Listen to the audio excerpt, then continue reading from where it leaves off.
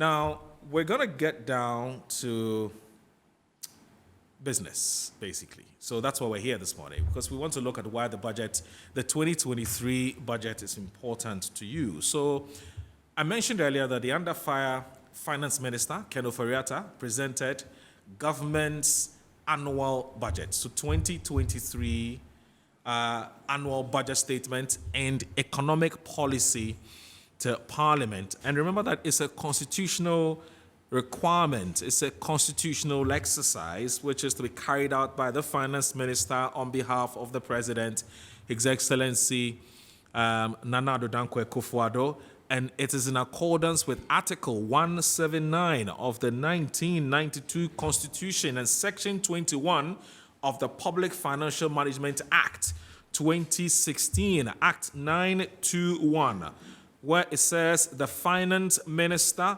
will on behalf of the President lay before Parliament the 2023 annual budget statement and economic policy of government, and that's exactly what has happened. But why do you have to take any interest at all in this budget? Because it affects you directly. Indeed, it does.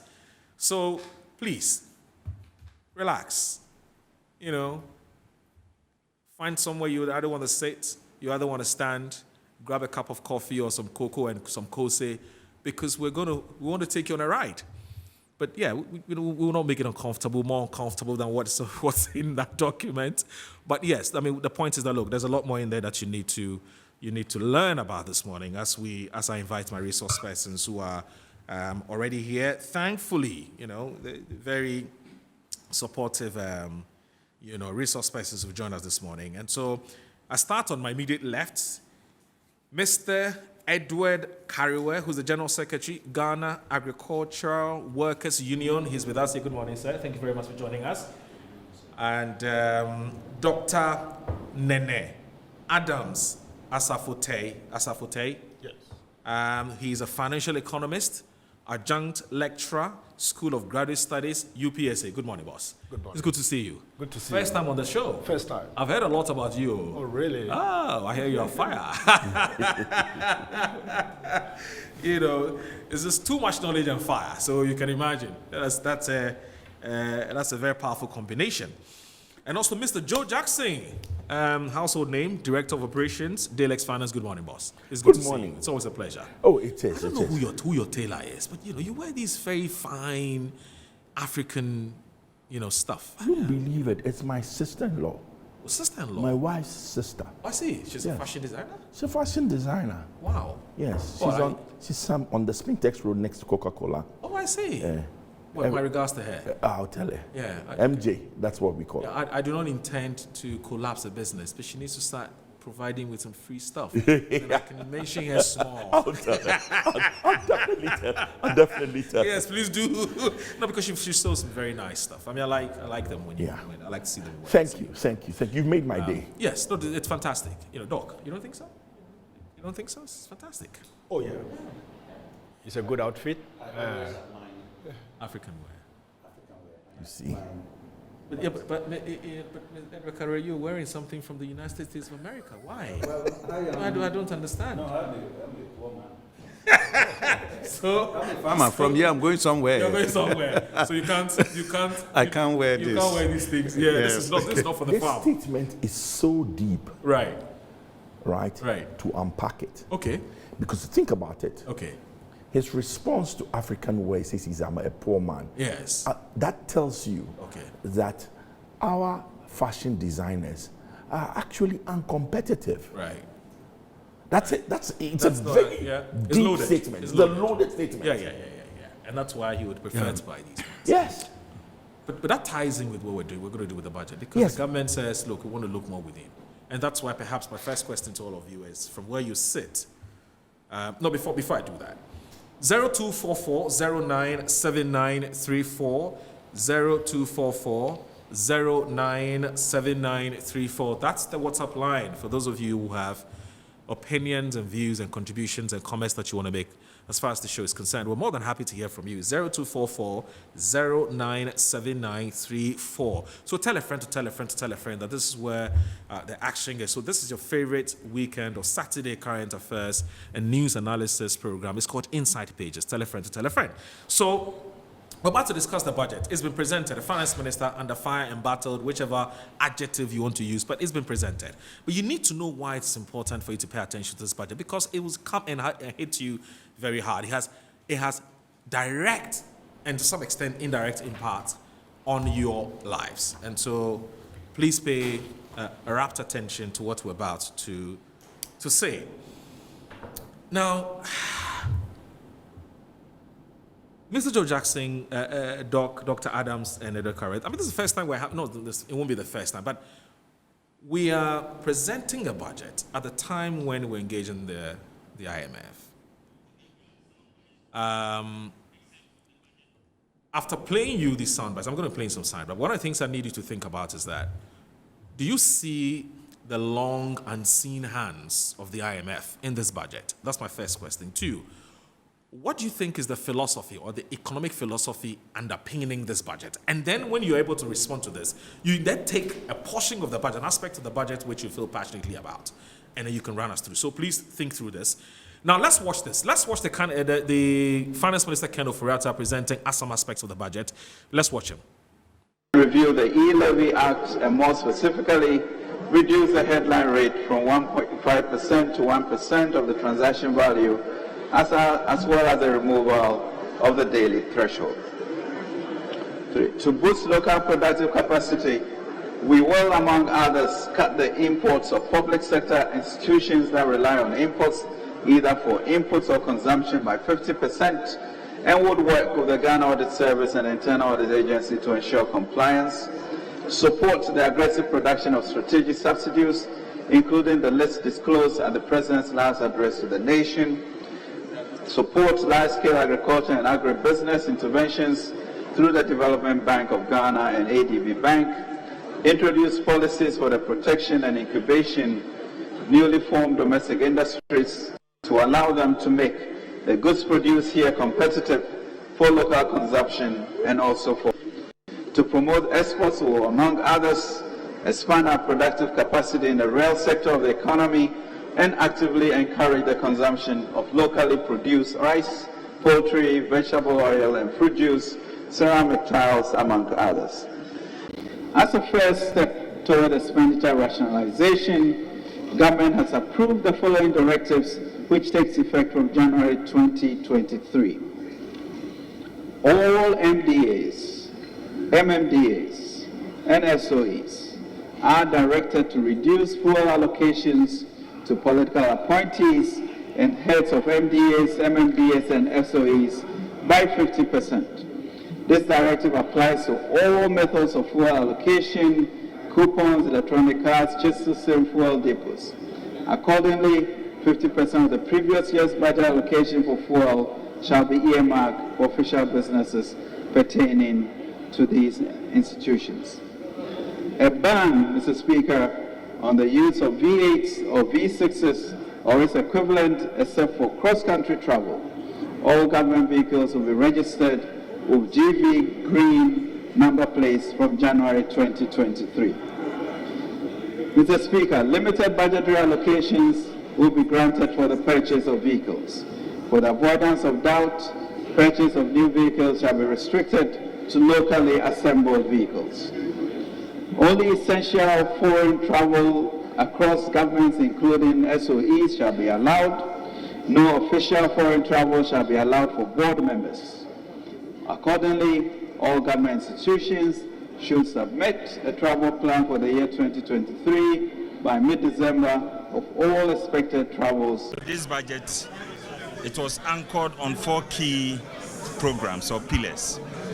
First of all, we want to achieve debt sustainability, and through the IMF program and the new program which has been announced in this budget, which is the debt exchange program, we believe that by the end of the year, we'll be able to bring the debt of the country to sustainable level.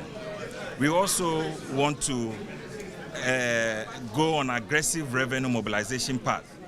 And if you heard in this budget, government is seeking to raise the VAT by 2.5%. We are also, however, bringing down the e-levy from 1.5% to 1%. And we believe that that will help us to increase our revenue mobilization, among others. The property rate tax, which has been delayed for a while, is now ready for implementation. And that is also factored in this budget. We believe that we'll be able to achieve aggressive revenue mobilization in 2023. And then also we are talking about social protection. We understand that 2022 has been a very difficult year. And so we need to provide safety nets and social protection programs for the poor. And so in this budget, government is doing two important things. We are increasing the number of beneficiaries on the LEAP program from 320,000 to 450,000. And the 45 cedis they receive every month is also going to be increased. So that is very important to support the very poor people in our community. And so the school feeding program, of course, we have heard about the challenges with payment and all that. That has also been addressed in this budget. Government is going to increase the school feeding program rate to the caterers so that we can continue with those social protection programs as far as 2023 is budget. Then we are talking also about building a local capacity for exports. Government wants to improve on our forests, and one of the key ways we want to do that is to build local capacity. We want to be able to support agricultural produce like maize, rice, soya, poultry, among other things, so that we can create capacity and also expand the economy of Ghana. These are very, very crucial pillars as far as the 2023 budget is concerned. And we strongly believe that by the time we are done with the debt exchange program and expanded the economy and open the base to also create jobs for the youth through the Youth Start program, we are going to change the economic course and difficulties that we have. So the certificate or the answer to the difficulty of how we can recover from this difficult 2022 has been provided in the 2023 budget. And there's so much hope. My sister Abena is here and she will add her voice on what the budget was about. Thank you very much, my brother John. Yes, I think my brother has said it all. If you hedge, in this budget, we are not only going about increasing our revenues, we are also cutting down on our expenditure. Excellent. So you saw how what he gave to us today is nothing but grammar. He has informed us clearly that Ghanaian economy is indeed in an intensive care unit. In fact, and obviously, as the minority leader said, if you are in intensive care unit, two things can happen to you. You either die or recover. But unfortunately, the dose they gave to us today, if care is not taken, will result in our economy dying. I say this for a number of reasons. Number one, this minister had informed us that going forward in the year 2023, there is going to be a freeze on employment. At the time that we know that unemployment, particularly with the youth, is in excess of 50%. He is informing us that going forward, they are going to introduce a new tax called VAT, 2.5% increase in VAT. Simply put, VAT will be 21%, statutory rate of VAT will be 21%. But the effective rate of VAT is going to be 22%. This is scary. For me, I am saddened because it looks as if this government doesn't seem to be aware of the fact that this Ghanaian economy has introduced an unbearable hardship to the citizens of this country. Additional tax will simply mean that the people of Ghana is going to pay or go through an excruciating hardship going forward. Unfortunately, the adjustment that the minister announced did not show us how they intend to cut government expenditure. The things that he outlined there are nothing but empty. It will not result in where the proper expenditure cut must come from. What we can see is that the government is shifting the adjustment program to the ordinary Ghanaian, where the taxpayer will be made to pay more. Again, and most importantly, the minister in his budget speech to Parliament in paragraph 121 has successfully announced that Ghana is going to go through debt restructuring. I heard the Deputy Minister, Honorable Abena, in his statement that the only debt instrument that will not be part of the restructuring is treasury bills. This simply means that if we're a domestic debt holder. All right, so those were excerpts of what happened in Parliament when the Finance Minister presented the 2023 budget and government economic policy. So I'll come back in-house and pick the thoughts of my resource persons who have joined us to share their thoughts about aspects that they believe, of course, it's of interest to them, of course, interest to you as well. So I'll start with Mr. Joe Jackson, who is the Director of Operations at DLX Finance. He's got very interesting views to share on this. But or let me just call you Joe, if you don't mind. So I'll call you Big J. You know, just before we went on, before we watched those tapes or videos, one of the things I said was that I'd want you to tell me whether this is the kind of budget we need now. Do you see the IMF's unseen hands in this? And also 3, what is the philosophical underpinning or the economic philosophy driving this budget? Because we've heard governments say making Ghana an import substitution and export-oriented country. What do you see? Do you feel that in that budget? So 3 questions. I don't know how you're going to do this. Okay. You can choose to ignore them. Let me start with the unseen hand. Right. Now, if you want to understand where this budget is being driven from, the actual, well, there was a hint of it in but the actual announcement that tells us clearly where we are starting from did not occur in Parliament House. Okay, that's interesting. It was the Deputy Minister, John Kumah, who floated a kite as to how the so-called haircut is going to be. Right. Now, let me try and explain what I'm saying here. What he said definitively was this: the government cannot pay its debts. And it's saying that if you have money with me, the government, for all of 2023, I won't pay you 1 cedi interest. Okay. When we go to 2024, I will hold the money you gave me. I propose to pay you 5%. Right. And then in 2025, 10%. After that, you come back to your original rate, which is averaging around between 15 to 17%. Yes. 17%. That is the government saying, I'm broke. Right. I can't pay. So you got to situate this budget in the context that, hey, the government says it is broke. Right. It cannot pay. Right. And you feel it because you go to the market and you feel it in the high prices. You feel it because you know that 1 cedi, $1 has jumped from 6 to almost 15, 14 point what? Something. 9. So you're saying that those pronouncements or the pronouncement by the Deputy Finance Minister, John Kumah, gave you a sense of the direction of the budget? Not just a sense, it is what is underpinning it. That we are broke. We cannot pay our debts. Because the question I asked was that, do you see the long unseen hands of the IMF? And you're saying that you started seeing the hands of the IMF. It's not even the hands of the IMF. It is the fact that... Or the reality. The reality. That when you describe this budget, I say you are between a rock and a very hard place. Right. If you are inclined to be less religious, you would even use the term, you are between the devil and the deep blue sea. Right. That's where you are. Okay. And what you're going to face is that there are not going to be any easy way outs. There are not going to be any... So you got to look at it and say, wow, the government says it is broke. Flat broke. It cannot pay its debts. And it is suggesting that it is going to take away 30% of what it owes people. For the foreigners, and for you, it is proposing something just as bad. The effective rate comes to the same thing.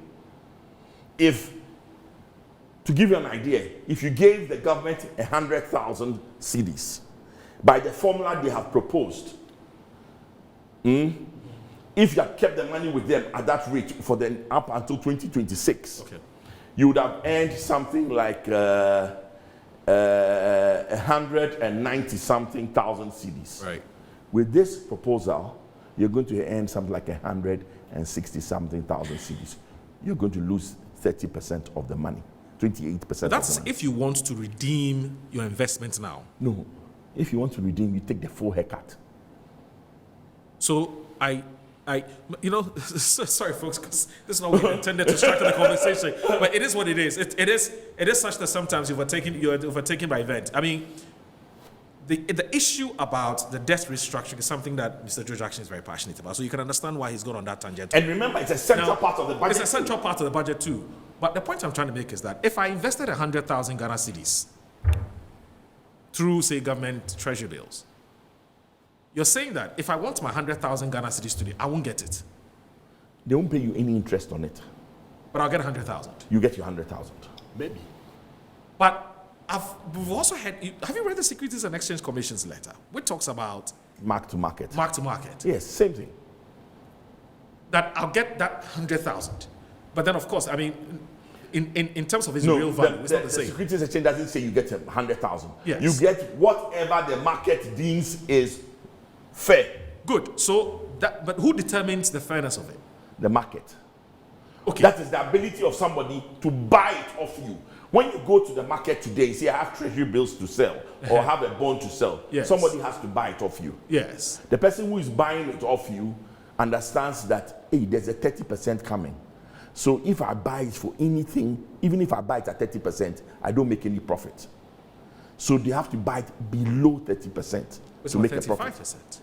Yes. So if you give me, if you had a bond, Yes. which has a $100 value, I will only give you $60 $60 because if I don't give you $60, I will make a loss. because I need to hedge my risk. I need to hedge my risk. In fact, now our bonds are trading at, if you have $100, they will only give you $50.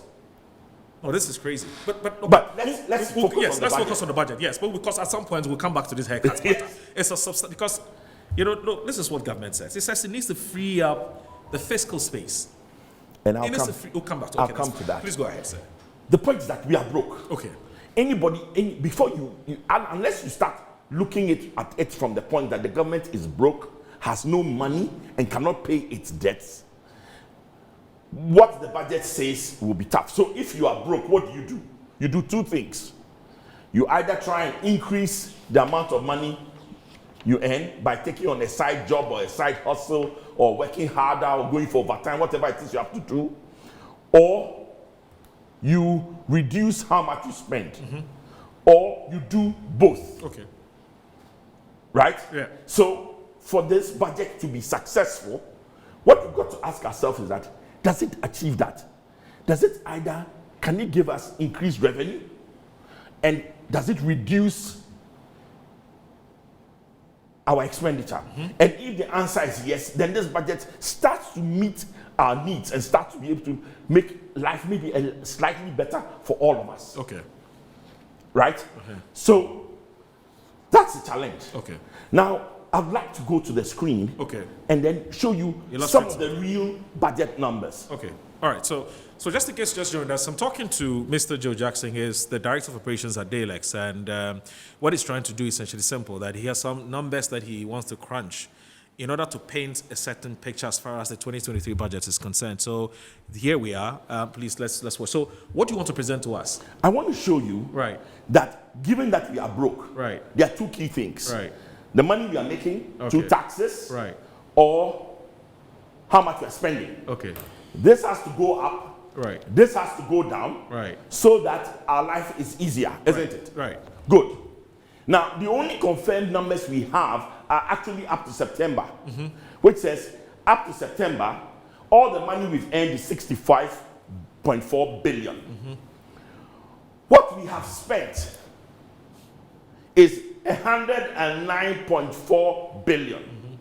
So already in September, we have borrowed 44 billion because you see, it means we didn't have the money and we have spent it.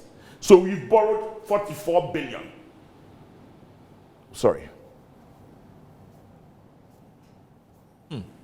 Oops. We've borrowed 44 billion. Right. This is evidence that we are broke. Let's stretch this to the end of the year. It's an estimate, but we can say maybe our money will give us 87 billion. We're going to spend another 100, because the year hasn't ended, 149 million. So we are ending the year in a deficit of 58.7 billion. Now herein lies the catch. Right? We say we are going to increase our revenue from 87.2 billion to 144 billion. Who's paying? You and I. That's where the extra VAT comes into play. I mean the 2.5. The 2.5, that's where it comes to play, because the government has to find a way to raise it, raise more money, so that it can create some space to pay its debts, isn't it? So 2.5. That's where the e-levy adjustments are hoping that they will make more money. And the key thing to look at there is the fact that they are taking it away from even if you send 1 cedi, you pay. And we are yet to see. You mean they're taking away the threshold? There's going to be no threshold. Right. And we've got to even ask that there were some exemptions that were there to a merchant, back to my bank, back. Are those exemptions still there? Those are questions we have to ask. Right. We've not answered them yet. Right. But that explains it. But there's another thing. From here to here is a jump of 60%. Is that realistic? In an economy that is devastated by high interest rates, that is being whacked by a depreciating cedi, where 60 to 70% of the cedi has been wiped out, where businesses are suffering, can you get the people in the country to pay another 60% more revenue? That's a realistic question to ask the finance minister. That is your 60% realistic? Can we pay? Because truly, who is going to pay the extra money? It's all of us. So if you are listening to this, this is where you're going to pay more money. But let's flip it. Look at how much we are planning to spend. And that for me is my biggest problem. Last year, we spent 145.9 billion. This budget says we are going to spend 205.4 billion. Why? Are we not broke? Why has the deficit for a country that is broke is going up from a projected 60 billion to 61.4 billion? If you ask me, that is where the challenge is. Why are we expanding expenditure in a time when we are broke? Why are we spending more money and borrowing even more money when we have raised our hand to say we can't pay what we owe? In any case, here's the question. If you're going to give a haircut, listen, so you're going to really, everybody is going to look at Ghana with a jaundiced eye, at government paper as toxic and poisonous. Who is going to give us this 61 billion? So I have a feeling that maybe, just maybe, we are not being realistic with where we are and what we have to do. And that's why I said, let's get real. Let's get real. We are broke, yet we want to spend more. We are broke, yet we want to borrow more. This is the challenge. If you ask me, we want to go back to the Minister of Finance and say, go and cut expenditure. Cut the size of government. Cut the, what do you call it? Cut the size of government. Cut the, cut out the SOEs that are losing money. And there are some programs that we're still looking at in the budget where we don't understand. Why are you giving 300 50 something million to YEA, the youth authority?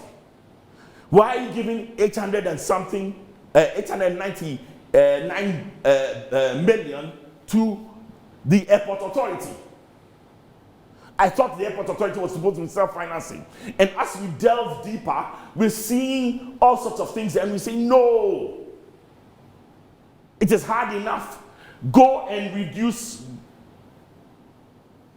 expenditure and get real. You have admitted that you are broke. You see, if we cannot achieve the 144 billion in revenue, Yes. and we spend 205, what's going to happen? We're going to be digging a deeper hole of more borrowing. And when we understand, and the budget statement was dancing around using fancy statements, our debt has to be sustainable. When they use that statement, replace it that we are broke, we can't pay. So the action is, first of all, we are broke.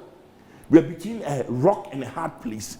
And somehow, these numbers don't show us getting real. And they don't show us getting real because of a 60% jump in revenue. We've got to see how are you going to achieve that. And worst of all, even assuming we achieve that 60%, why are we spending more? Why are we borrowing more? We are not being real. That's interesting. So I think the thrust of the thrust of the presentation you made today is simple, which is that you were expecting a budget which would be reflective of the current economic difficulties we find ourselves in. Thank you. This budget doesn't. And you are wondering why. Yes. Especially the expansion in expenditure. Yes, it's very expansionary. No It's doubt. expansionary. Because you see, if you listen to John Kuma, when he was addressing the press after the presentation of the budget, he said this year's budget is anchored on 4 thematic areas. 1, achieving debt sustainability. Clearly, that is direct opposite what you've just painted, the picture you've just painted. 2, he says aggressive revenue mobilization path. Fine. I don't know whether from what you just said, it doesn't look like it's aggressive Well, enough. 60% increment. No, because, we're talking at the moment where our tax to GDP is hovering around 12 point something percent, but 12.5 we're told. Slightly lower than that, but go ahead. But conservatively, let's say 12.5. We can grant it because I've heard the deputy finance minister say that. We can grant them that because I don't have any contrary. If you have any contrary evidence, I'll be more than happy to hear. But we're talking about 12.5. We intend to increase this from 12.5 to 18.5 in line with what we call, what we call the standard. That's the the standard average level. for West Average for West Africa, which is about 18 point something percent. But from what you've just told us, I'm not sure we can achieve that by 2024. But that's fine. No, By let 2023. me just add a little point to what you're Yes. saying. Our projected growth Yes. for this year is 3 point something. 2.8%. 2.8, yeah, percent. yes. Now, at 2.8%, will that drive the revenues required? So it's a huge risk factor. Right. But what is a bullet into the heart of the budget is the increased expenditure and increased borrowing. Okay. So you have decided to look at the fiscals. Yes. Essentially, what we're generating, and what we're spending on, how we're spending. That's essentially and how that impacts on our already dire economic situation. Essentially, that's what you've looked at. Let me come to Doc. I'll come to Ebenezer Redcar shortly. But Dr. Adams, how do you intend to approach this? First of all, do you think this is the kind of budget we need now as a country? And which aspect of the budget do you want to look at? Thank you very much, Muro. First of all, good morning to all Ghanaians and your viewers, and thank you for having me on your show. Indeed, there are 2 key areas that I intend to look at under this budget. The first is the fiscal, Okay. as is on the dashboard now. And the second is the debt exchange.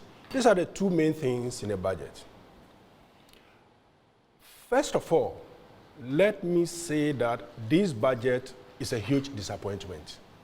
Why? Why do you think it's a huge It is a disappointment? budget that is not taking the realities on the ground into consideration. Okay. It's a budget that is telling me that my situation last year Okay. is going to be even worse in 2023. It's a see. budget that is telling us as Ghanaians that we got to even tighten our belt the more. I see. You see, if you look at the dashboard, look, this is it. You like it or you don't like it. Okay. When 2022 budget was read about a year ago, Yeah. I said that the 100 billion projection, we are not getting there. Right. But we targeted to spend how much? 130 something. And we are there. We will exceed it. We will even exceed it. From the figures that Yes. Mr. Yes. Joe Jackson has just shown. Yes. So you project a deficit of around 6% and you end up hitting 7%. Look at 2022, 2023 projections. Right. We are achieving around, at the end of the year, JJ, I doubt if we do the 80 billion, 87 billion as is on the dashboard. Right. We'll probably be doing around 80. And so that's about 20% below budget. Okay. That's end of year. That then implies that our deficit is going to be around 60 plus. Wow. Yes. That's huge. Yes.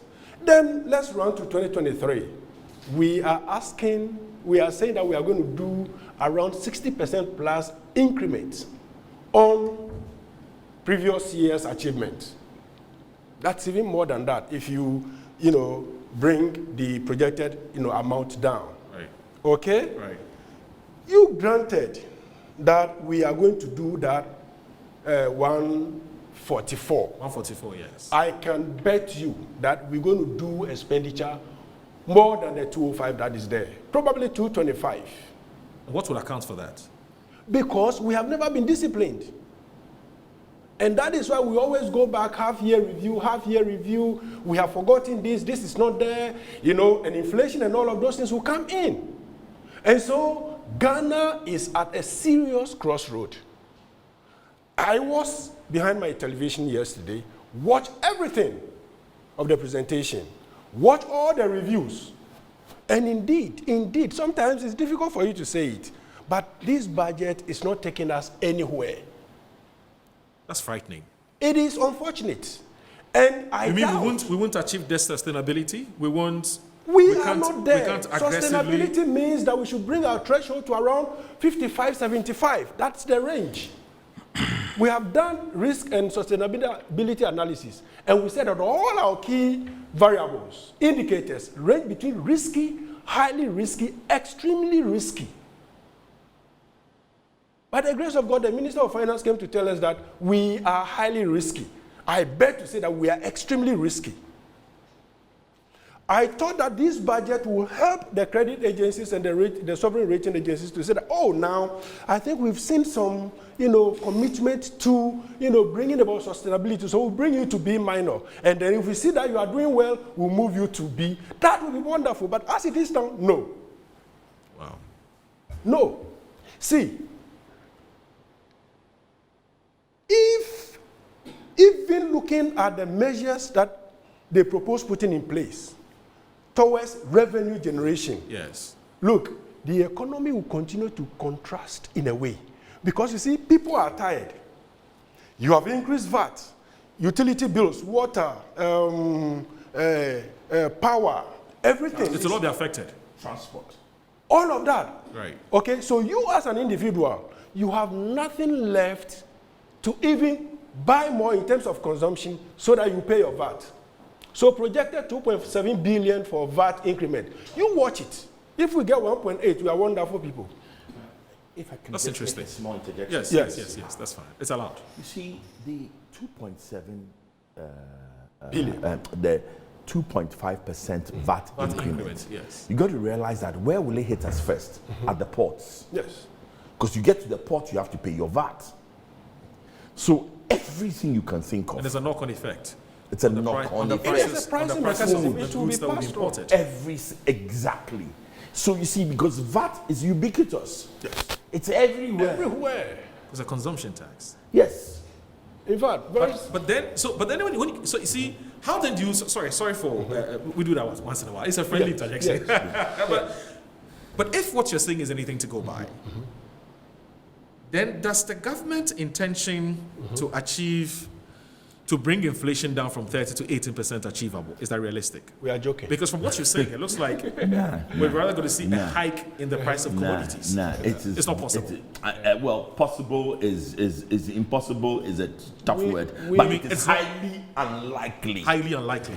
Given the current regime, given the fact that we are still, you see, you got to play both ways. When you put in a consumption tax, you're going directly for inflation.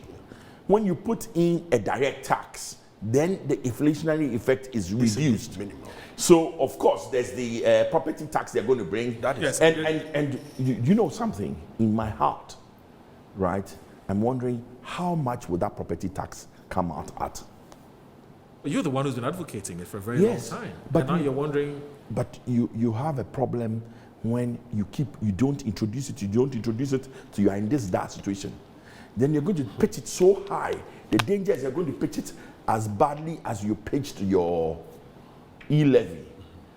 And let me be frank, I support the, in principle, not just in principle, the collection of property tax. we have to. You've been on this crusade for a very long time. very long You're time. wondering why we're not The collecting property VAT tax. is the easiest way to increase revenue. Yes. But you got to look at the effects. All right. So back to Dr. Yes. Doc. So,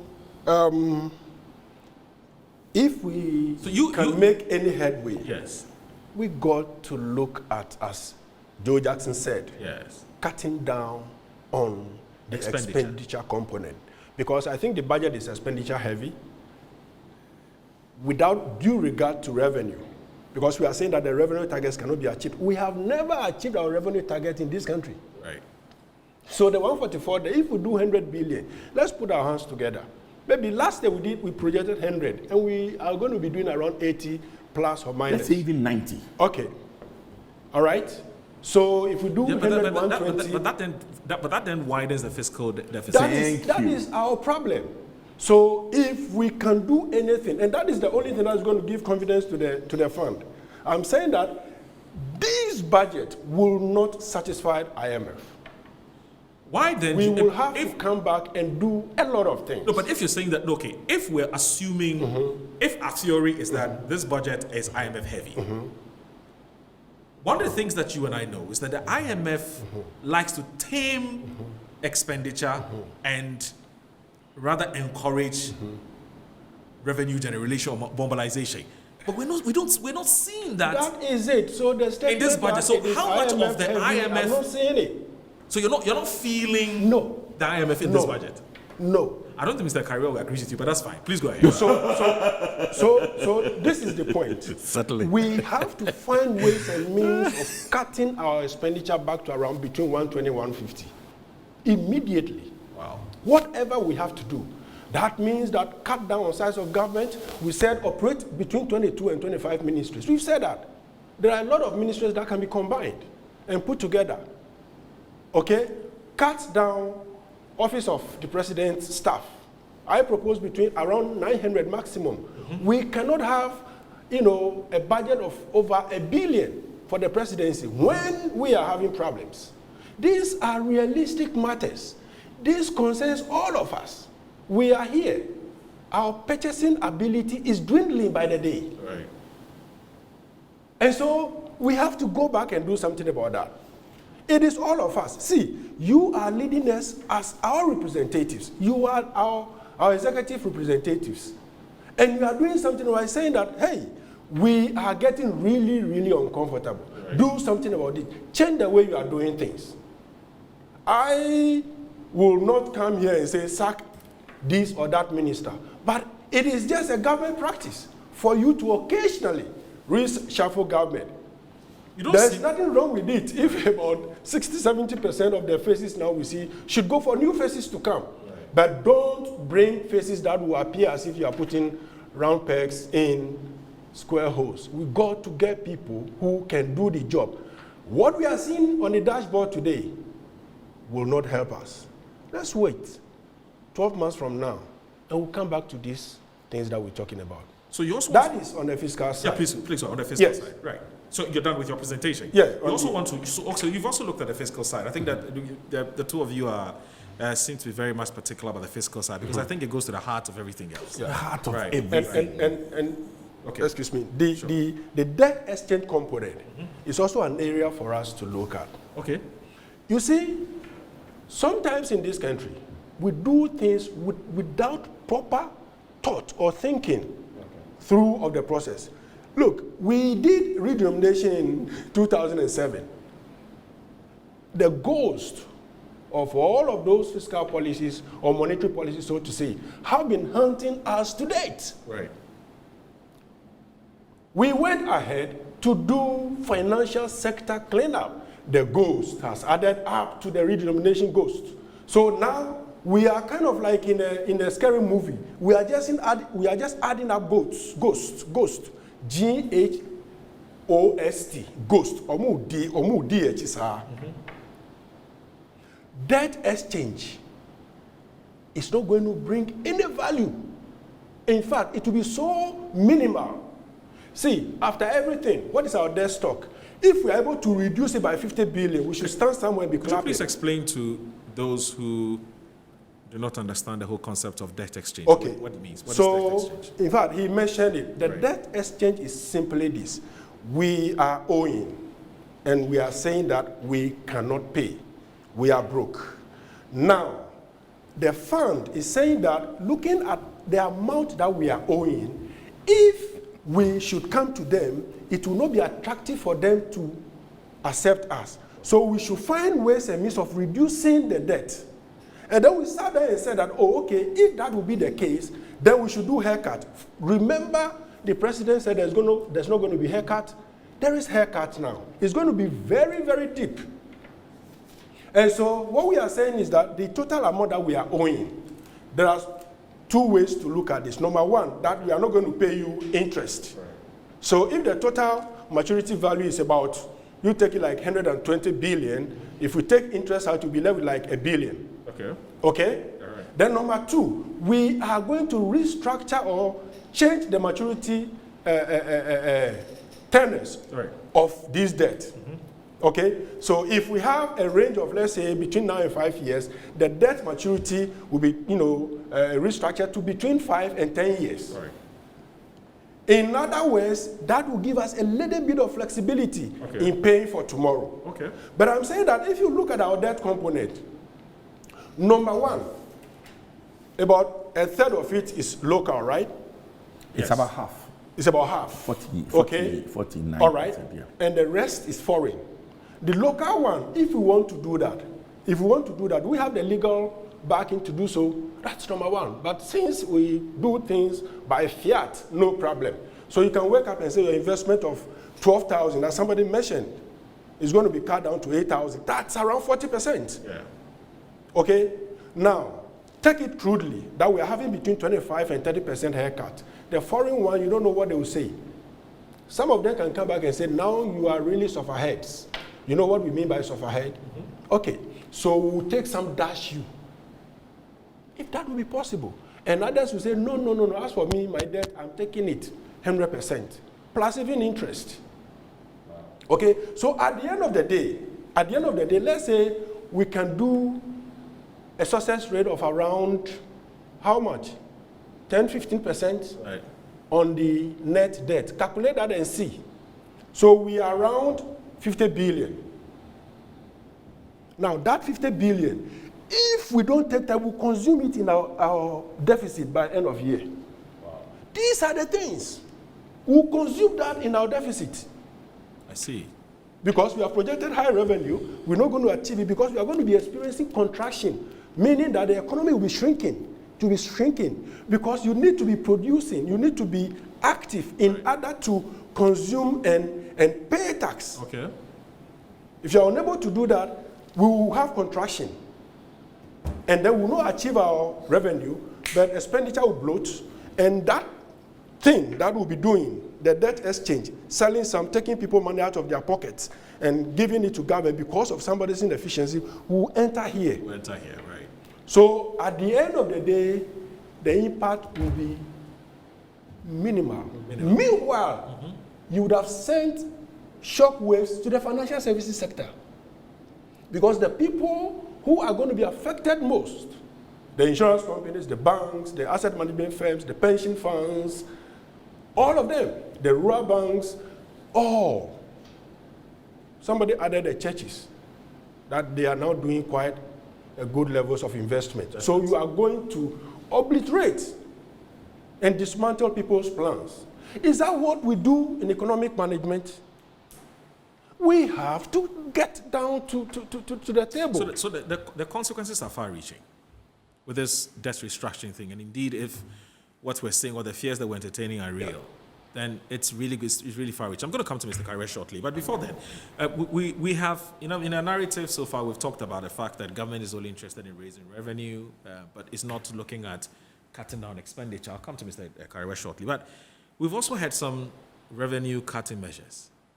Expenditure cutting measures. We've heard about the government placing a freeze on hiring of civil and public servants. We've also heard that, of course, that takes effect from January. We've also heard about the fact that ministries, departments, and agencies, and metropolitan, municipal, and district assemblies, and state-owned enterprises have been directed to reduce their fuel allocation to political appointees by some 50%. That's fuel allocation. We've also heard about, the ban on the use of V8s, V6, or its equivalent, except for cross-country travel, and all government vehicles would be registered with GV green number plates from January 2023. Which he said is only essential official foreign travel across government, including SOEs, shall be allowed, and no official foreign travel shall be allowed for board members of SOEs. And then government institutions are also expected to submit a travel plan for the year 2023 by mid-December of all expected travels to the Chief of Staff, government-sponsored external training and staff development activities at the office of the President. Ministries and SOEs must be put on hold for 2023 financial year. There's also a freeze on new tax waivers for foreign companies. There's been a lot of conversation about the tax exemption regime. Something is being done. So he said new tax waivers for foreign companies and review of tax exemptions for free zone mining oil and gas companies will be implemented next year. No new government agency shall be established in 2023. There shall be no hampers for 2020. That's where I have a problem. No hampers for 2022 and printing of diaries, but that's just don't mind my mother. I'll come back to you on that. No, I just the expenditure cuts. No, I want to make a little, yes. just a short statement. Okay. If all this was effective, yes, why are we still spending 205 billion? It is what it is. If it was effective, if it was that sharp a cut, if it was that significant a cut, if it mattered so much, why we shouldn't be spending 205 billion. I rest my case. Mr. Kariwe, which aspect of the budget do you want to look at? Well, every part of the budget affects me. Okay. Why? Oh, that's serious. Every aspect of the budget. Of course. I'm not part of the economy. You're part. So what they are reading, if it affects Dr. Adams, it affects me. If Absolutely. it affects Joe Jackson, it affects me. Oh, it affects me too. As I well. Just mentioned about Therefore, yes. everything affects me. Yes. But then let me say that this country, we have sold it out. And we have also sold our ideas out. We don't have a mind of our own. Today. These are strong words, Mr. Yes, Kariwe. I am using them because I have leaders who have a responsibility to take care of me. And what they are doing, I am suffering, and many people are suffering. So if I can say that and they will change their mind and they will go back and take their mind, then they should. They don't have, our leaders do not have a mind of themselves. Explain that. Look, this budget, you see, you are asking about the hand of, whether IMF hand is in this budget. Yes. The budget has been written by IMF. So explain to us why. Technically, it has been written by IMF. Okay. Only my own brother, minister, read the budget. Okay. Simple. All right. Look, on page 2 of what he read, how do you start this important document? And on page 2, what he's saying here is that he said, look, and I thank you on your decision yesterday, and that's what he said. And this is to the minority caucus Yes. of the NDC in Parliament. I thank you on your decision yesterday to participate fully in the process of passing this budget, and to quote you, stress how also mindful you are of the timeliness regarding the IMF negotiations and the crucial role a timely presentation of the 2023 budget will play in the advancement of Ghana's case in the negotiations with the fund. Okay. Simply, I'm so much disappointed because I thought that they would read a budget for me. But per this statement, they are saying that they are reading the budget because they need to do it early to meet IMF conditionalities. Right. So who are they reading the budget for? Mm-hmm. And I go to page 3. Page 3, under bullet, number 12. It says, however, what started as a political disagreement over revenue measures in this House triggered a series of events that significantly undermined the credibility of our budget, consequently leading to serious economic challenges as investor confidence hit a new low. Right. A new low. And he was trying to talk about the challenges within the year. Okay. Look, how do you resign everything to political disagreement in Parliament? Do you mean to say that we, those who are not in Parliament, and we were against portions of that budget, Okay. we don't matter? You reduce everything to political disagreement. That is why we are having the problems that we have today. It's not true. Even before 2021, we have already borrowed ourselves to an unsustainable level. Why are we not accounting for that? And you see, when you go further, he went on number 14, saying that, Mr. Speaker, our inability to access the international capital market meant that for the first time in our administration, we did not have the needed foreign currency to complement our forex earnings. So the whole economic management of this country is always about going to the capital market to get foreign exchange to come and then use it, instead of growing our own economy to be able to meet our needs. And the question you also ask is what is the economic philosophy behind this, underpinning this budget? Yes. One, you blame the economic crisis on political disagreement. That is it. And then you are not talking about the unsustainable debt level. The international community reacted based on your unsustainability level, of your debt, the unsustainable level of your debt, and not just because people have gone to Parliament and they're debating. That one there's debate everywhere. But the international community knew that you had borrowed to a point where you are likely not to be able to pay. So they decided to downgrade you. Now, in August this year, we had already indicated to the people of Ghana and government that Ghana should not go for the IMF bailout as a trade union. Right. Because we believe that being the 17th time that Ghana is going for the bailout, all the 16 times they went, what has been the effect of it on us? We are still going back there. And we have seen our problems in this country us the problems that IMF brought to us. So IMF has been part of our problems in this country. Now, when you have a problem and you are going to the person who has also been creating the problems for you, why should you go there? Now, we went further to say that if we go to the IMF, if Ghana government refuse and they still go to the IMF, our problems are going to be exacerbated. Today, the budget is read. If you ask every Ghanaian, is he now better with the new budget than what we were before? Right. It tells you that, and this budget is all meant to take us to IMF.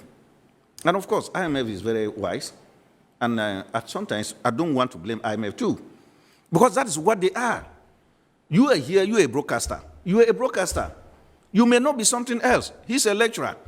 That is the point. I am a trade unionist. Don't try to change me to something else. IMF operates with conditionalities. And if you fail to meet their conditionalities, they will not grant you. But the unfortunate thing about the conditionalities, because no one will give you money without conditionalities. I agree with that. But who does the conditionalities target? They target the poor. Look, when government in this budget is telling us that they are going to embark on aggressive revenue mobilization, what does that mean? Does that mean that you must tax the poor to death? Their aggressive revenue mobilization is coming from the VAT, which is 2.5%. And it's also coming from the e-levy, which they have said they have reduced it by what?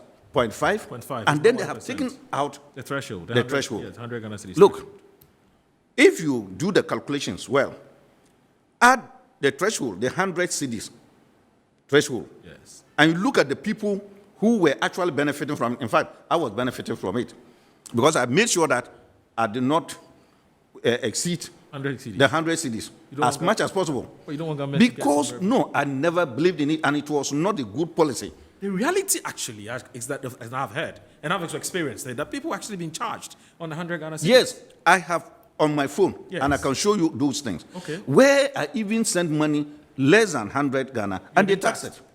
They taxed it. Now, if you take the threshold out and you take the 1%, it is even more than when it was 1.5 tax minus the threshold.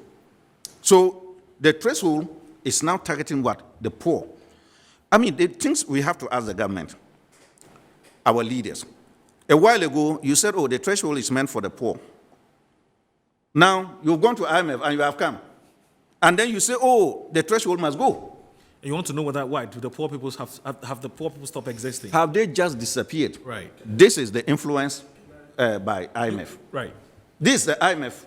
That's why we say don't go to IMF. If you go to IMF and Will come, impose these conditionalities on you.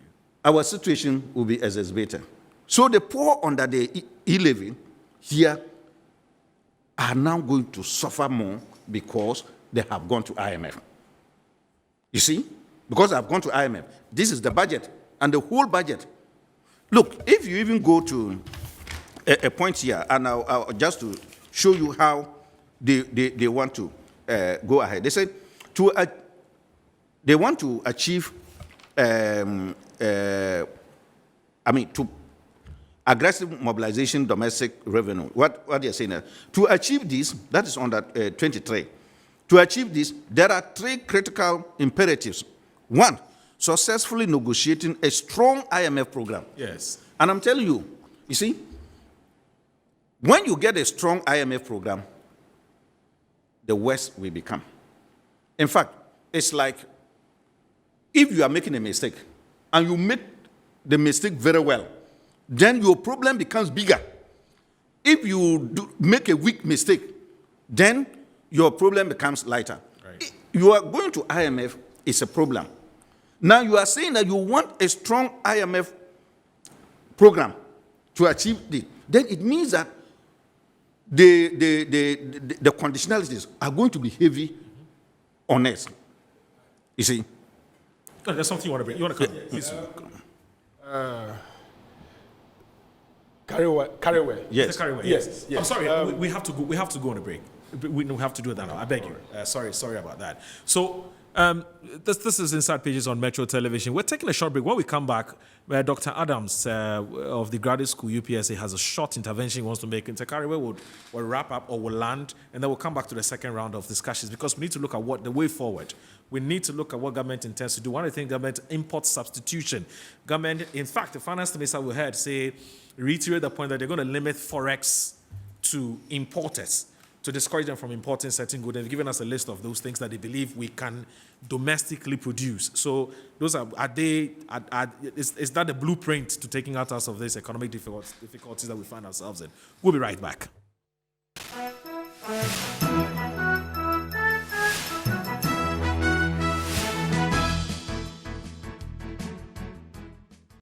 All right, welcome back. This is Inside Pages on Metro Television. Just in case you just joined us, we're having a fantastic conversation about the government 2023 annual budget statement and economic policy. And my resource persons have been doing justice to different aspects of the budget. So in case you just joined us, we've missed out quite a bit, but it's not over yet because we still have some 30 minutes to go.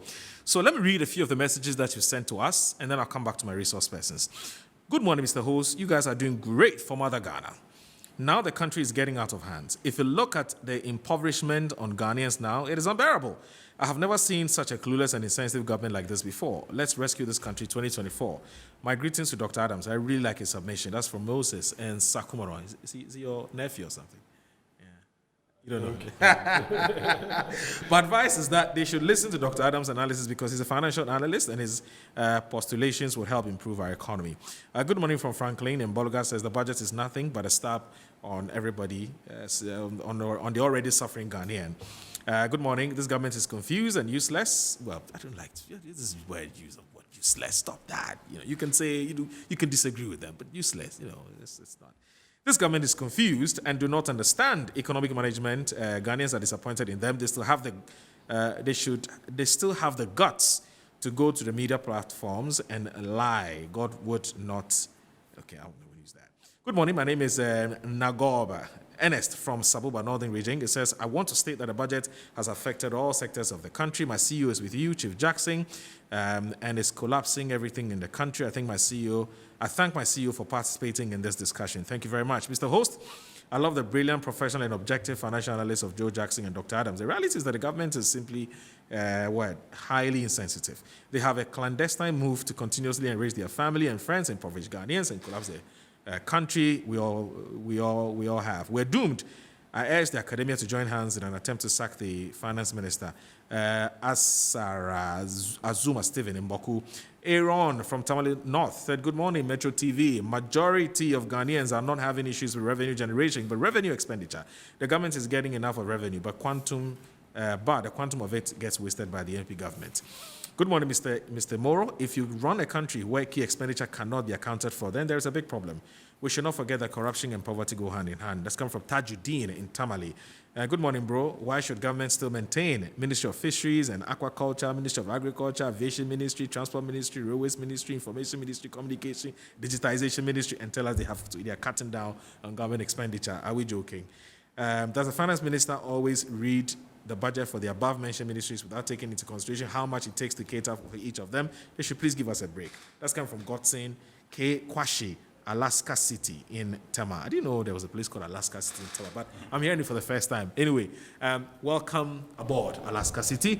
All right, so let me come back to Mr. Adams. So to be fair to you, sorry, Mr. Carryway. Yeah. Oh no, you wanted to make a quick intervention. Very well. Yeah, please do. So that yes, Mr. the Carryway can point that I want to make is this, that he made reference to the IMF, yes, the World Bank, yes, and the multilateral institutions, okay, and their engagement with us.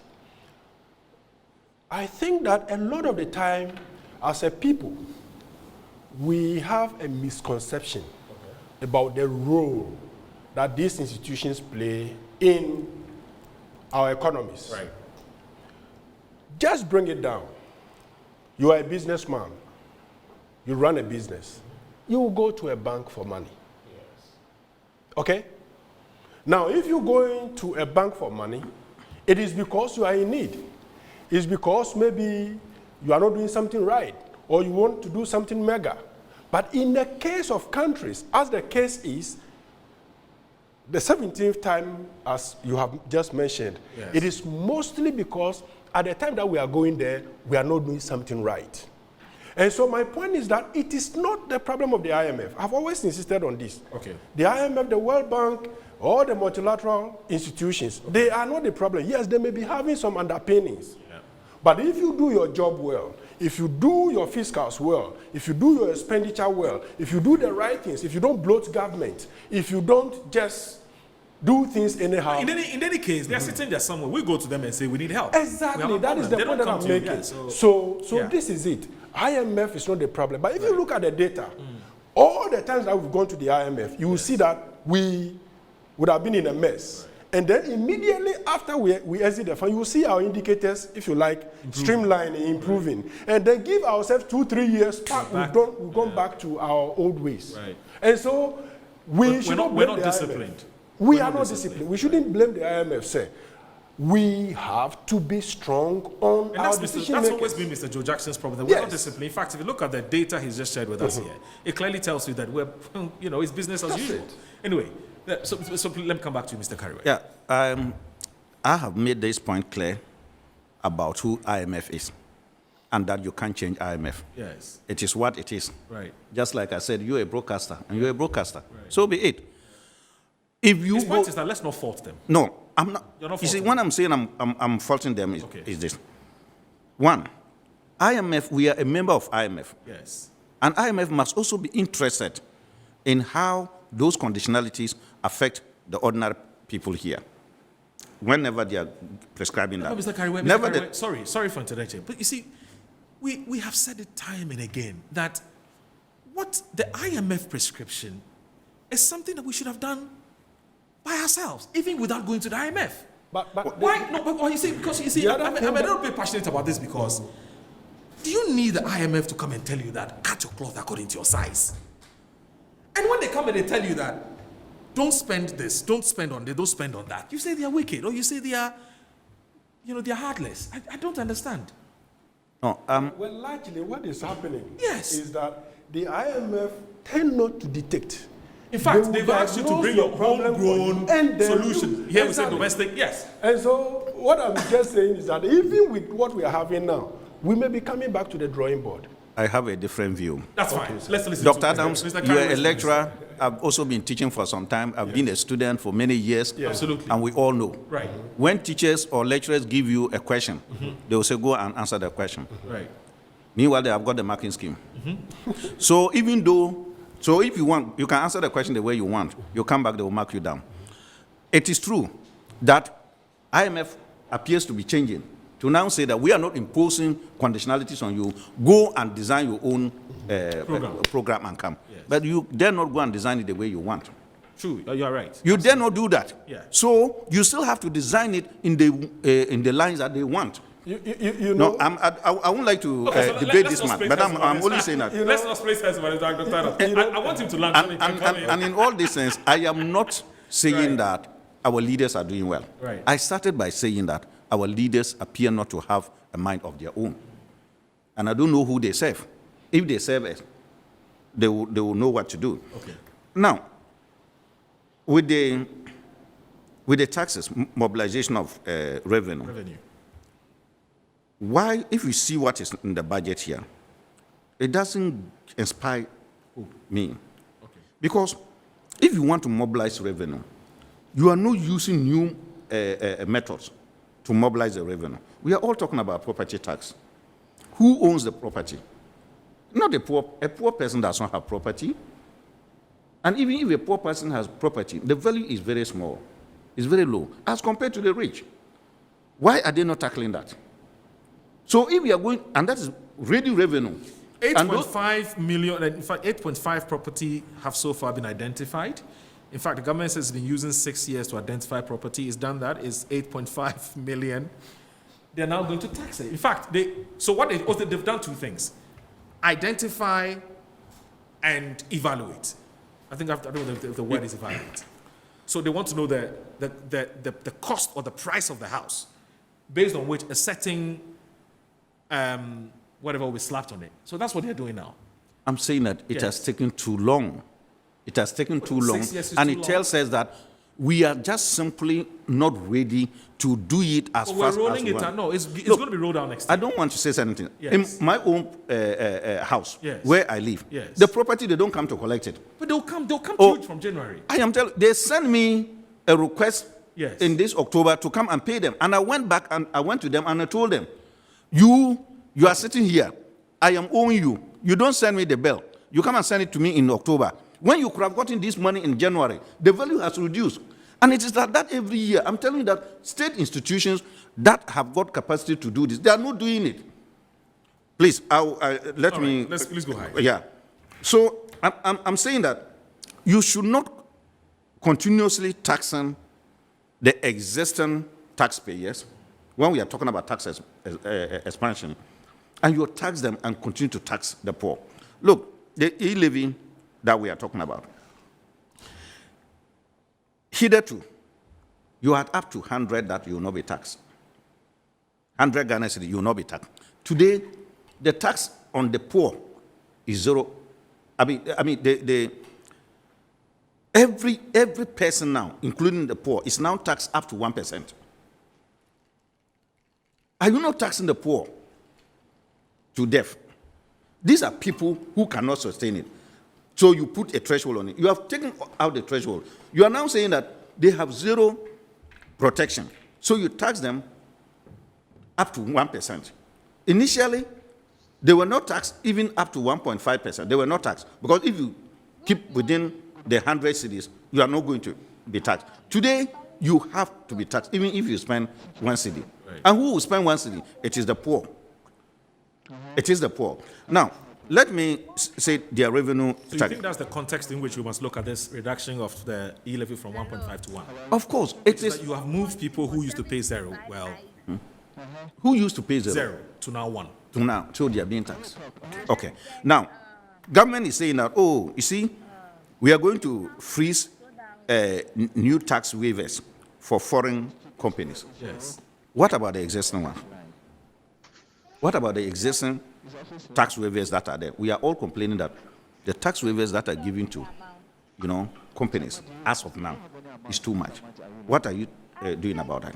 They went further to say that review of tax exemptions for free zones, mining, oil and gas companies. I mean, that is not enough. What is our share in those companies as of today? We know it is very low as compared to other countries. We thought that you take an opportunity this time to say that you are going to renegotiate that type of share. We are told that in one of the mining companies, Ghana has got zero shareholding there, zero interest in it. Why don't you take this opportunity to tell Ghanaians that, look, we are going to renegotiate our share proportion upwards? You're not doing that. You're only saying, oh, as for new companies, when they come, we are not going to give them what? Tax exemption. That is not ingenious. You see, it's not ingenious at all. Now, people who have been given jobs, in fact, are living fat on the taxpayer, are telling young men and women of this country that we are not going to give you jobs. I mean, how can you come with this idea? That is why you are Ghanaians. You are our leaders. You have jobs in the public sector. Wages and salary and emoluments. And you are is saying that, choking the government. and you are saying that you are no more going to hire people. You are no more going to hire people. But where's the money to pay them? No, the point is this. They should declare themselves redundant, and these people will come and take it. When they are saying they are not going to hire people, what are they telling us? Oh, we are taking measures. Your V8 will be registered what? GV. Who even decided not to register them GV? We knew years back that government vehicles are registered what? GV. Who started doing that? It is they. Look, we can even say comfortably that some of those vehicles may even go into private hands. Because why do they choose not to put them in GV? Now you are telling us you are going to put them in GV, and we should applaud you. Something that you have decided not to do, and you are now reversing it, we should applaud you. Now, if I see the V8 within Accra, and he tells me that, oh, I am going to Kumasi, and he's going to only Amasama. How can you monitor something like this? The best thing is to just say that, look, we are going to sell out all the V8 and the V6 and buy them pickups and buy them smaller vehicles. Let's begin to do that. They have not touched the ministers. They haven't touched them. Declare we need only 1/3 of the total ministers that we have today. You are not doing that. And then you are telling young men and women that from now onwards, you are not going to have a job. Someone will say, oh, but why? The private sector is there. But our economy, the economic structure today, puts the public sector as the major employment area for our economy. Until we reach a point where the private sector is grown enough to now take up the jobs, government cannot, through IMF conditionalities, which I am saying, conditionality saying that don't employ young people again. And it's not only for this year or for 2023. Once they've started it and once they get the deal from IMF, it's going to continue. And yet, you have got jobs and living fat on it. Why are we doing this to our own people? So, to conclude on this, yes, I even also think that if you look at the COVID levy, why is it still there? Have they taken it off? it's still there. Can they tell all of us whether or not we are finished paying it? COVID was heavily subsidized. People contributed, institutions contributed, we got foreign aid, we got all that. Why are we still paying for it? Why are we not paying for malaria? You should convert it into malaria so that we'll make sure that come some few years later, we'll have enough money to clear malaria from here. Right. You are still keeping the COVID tax. That makes sense. You see, just because they want revenue, and once they start it, they will not stop. The only thing is to increase it. You talk about the VAT. Tell me, who is paying the VAT? It is all of us. And in fact, I am happy. I'm happy that Labour did not agree on a deal. We did not agree on a deal before the budget. In fact, it would have been disaster for us. Not knowing that they had all these things under the budget, and they were pushing us that we must arrive at a deal, 15%. Then you come and slap all these things to us. In fact, you see, we are Labour. This is our country. We always count Ghana first. Fortunately, this time round, they were not able to get us. And we will not agree until they give us our money. Now we are waiting for them to reconvene this meeting and come and tell us why they should not give us the 60%. Look, it's so dangerous. It's dangerous in the sense that why should you wait until last minute before you are now negotiating for it? They did that in the previous years, and then we accepted 4%, 7%. This time we said no. And you see what has happened? If we had agreed a day to the budget, what would have happened to us? You see that? So sometimes they are not honest, they are not open, they are not transparent. And I don't know what it takes to be transparent and to be accountable. You have all these things there, and you were not telling us. Just for us to take us, ambush us, and then you slap it on us. What would Ghanaians have done to us today? So, going forward, they should know that we are all in for a big fight. Okay. Now, let me read this. I've just got a message from a tax expert, but he says, I shouldn't mention his name or her name. It says, my brother, right from day one, there has not been any exemption on the 100 cedis threshold for the e-levy. Express Pay Company, which developed the e-levy platform, could not put in the control mechanism to exempt the first 100 Ghana cedis per day from the levy. They could not also exempt the e-levy being charged on transfer of money between the two accounts held by the same person. Meanwhile, there is a wholly owned Ghanaian company that can easily develop all these within 1 week.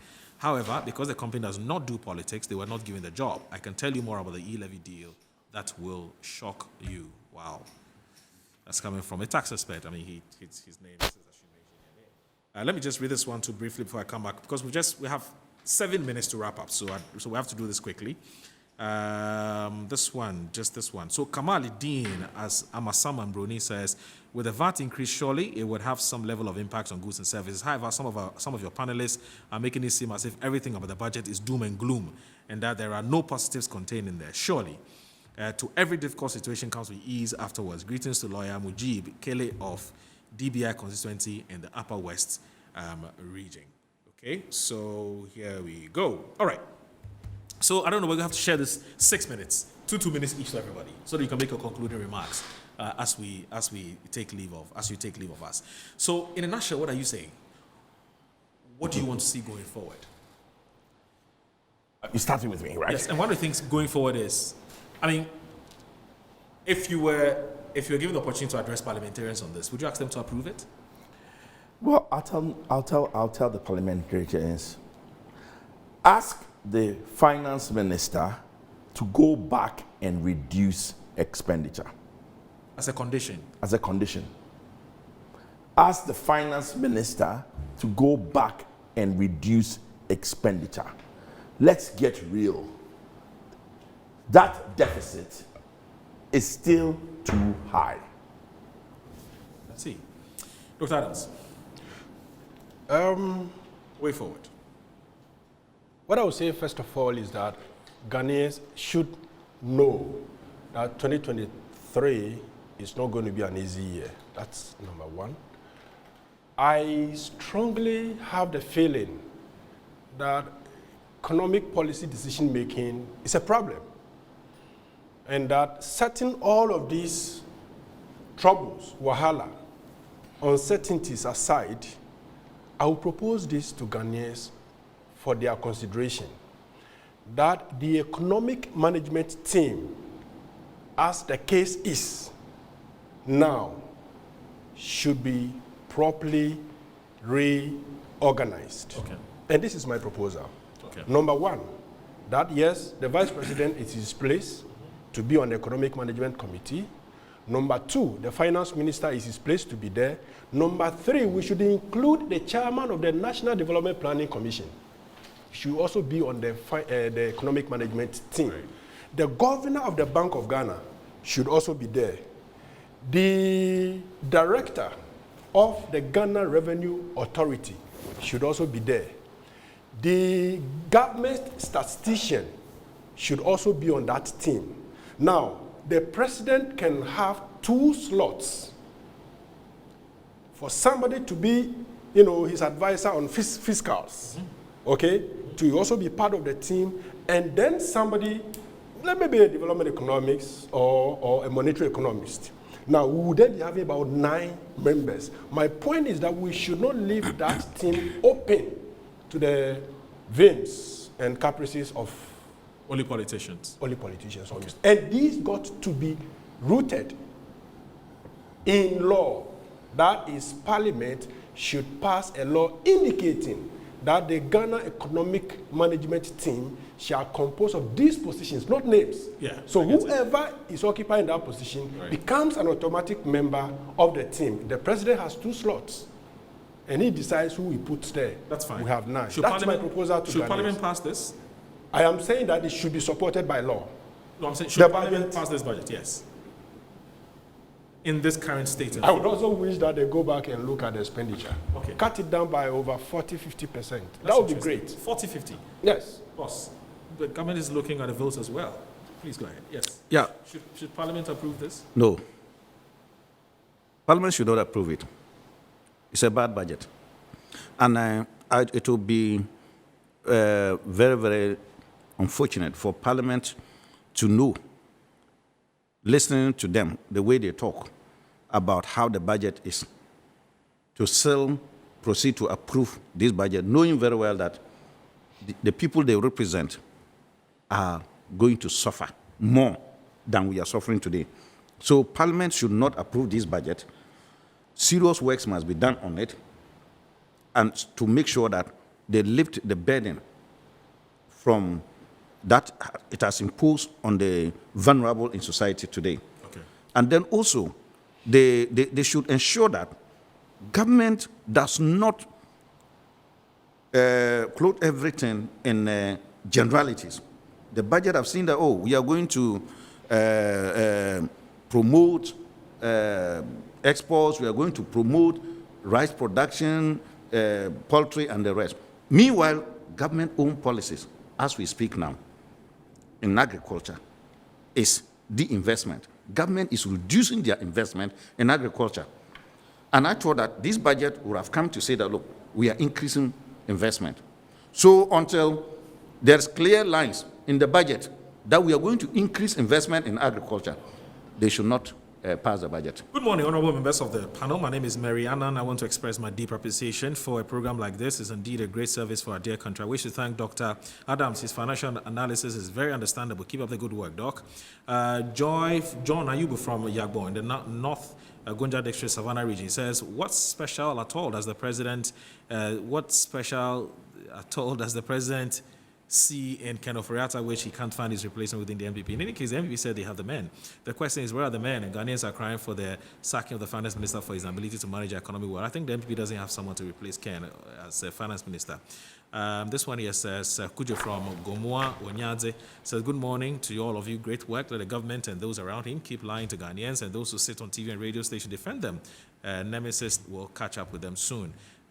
This one here says that may God help us from this incompetent administration and poor management of our economy, led by the so-called Doc. He should be removed from the economic management team, and the finance minister must go. That's come John Chapters from Boligar. Good morning.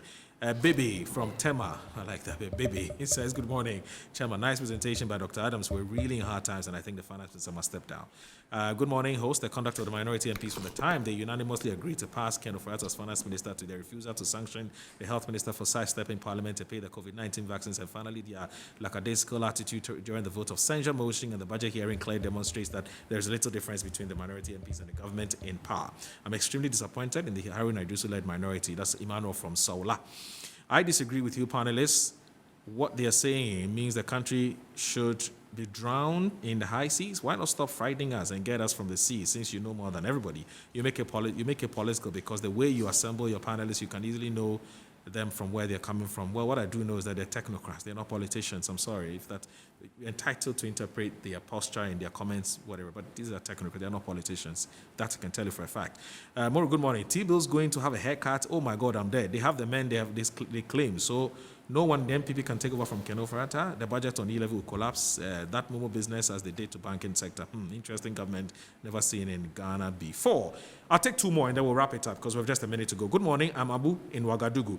The problem Ghana is facing is the dollar. And what measures is the government doing to bring the dollar down so that business would bust up for quick economic revenue? Having heard about the butter trade, we sell oil, we give the money, we take the gold, we buy gold, we give the gold to the oil companies to give us oil. This one, Hardy from Pig Farm says the Nana Addo Bawumia government should tell the good people of Ghana their capital expenditure from their greedy borrowing that will repay the existing debt. You mortgage all the revenue resources for loans, and now you're mortgaging the pocket and business accounts of the ordinary citizens in the name of e-levy. That is the end result of irresponsible spending. Since the government is now stealing from our pockets in the name of e-levy, no police officer should arrest any pickpocket who's doing same at Circle or Makola Market. My name is Moradu. Thanks for watching. It's been a lovely Saturday morning. Another edition of Inside Pages is over.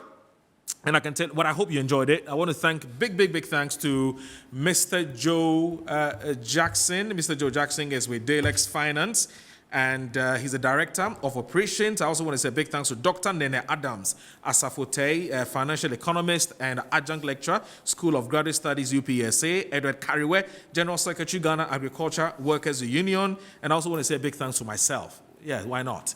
Have a great weekend. Bye-bye.